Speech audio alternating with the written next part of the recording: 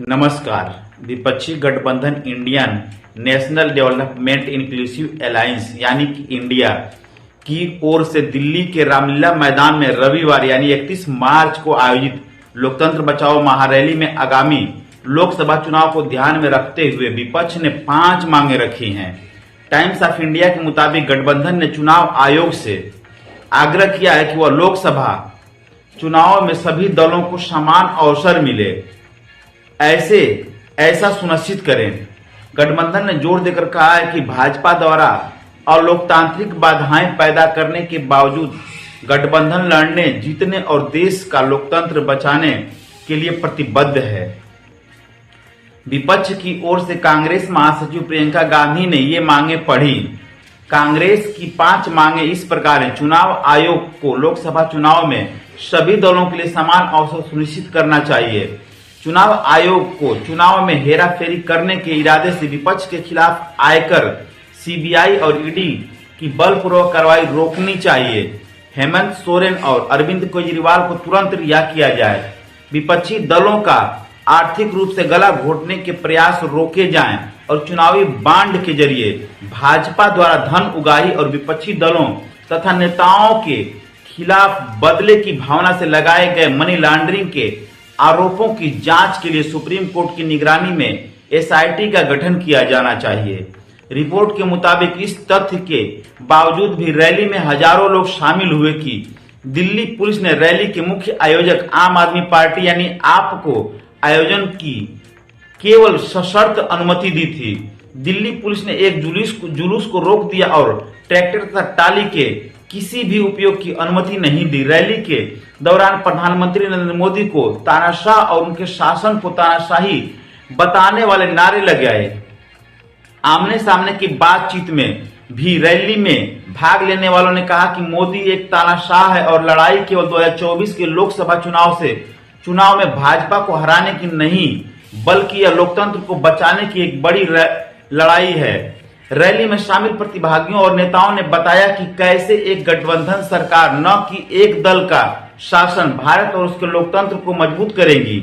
सर्दियों में पटना में हुए शक्ति प्रदर्शन के बाद यह इंडिया गठबंधन की पहली महत्वपूर्ण रैली है। गठबंधन के कई नेता 17 मार्च को एक सार्वजनिक बैठक के लिए मुंबई में एकत्र जरूर हुए थे, लेकिन वह बैठक राहुल गांधी के नेतृत्व वाली भारत जोड़ो यात्रा की समाप्ति के प्रतीक के तौर पर अधिक थी। गठबंधन के घटक दलों के 2 मुख्यमंत्रियों हेमंत सोरेन और अरविंद केजरीवाल की गिरफ्तारी के बाद यह पहली ऐसी सभा है।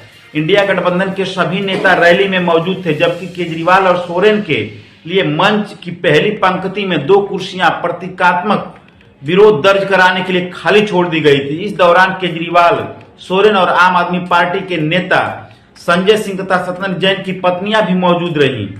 अरविंद केजरीवाल की पत्नी सुनीता केजरीवाल ने अरविंद का एक संदेश भी पढ़ा, जिसमें कहा गया था कि वह एक ऐसे भारत का सपना देखते रहेंगे जो सभी अमीर गरीब को शिक्षा और स्वास्थ्य देखभाल प्रदान कर सके।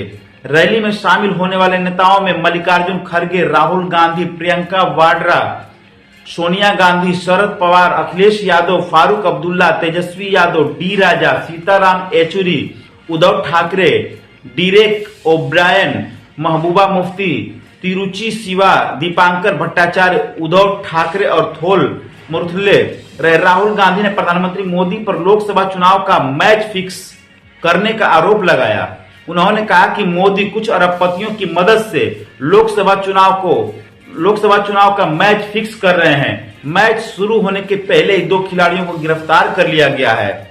हिंदुस्तान टाइम्स के मुताबिक उन्होंने कहा कि यह वोट का चुनाव नहीं है बल्कि संविधान और लोकतंत्र बचाने की लड़ाई है।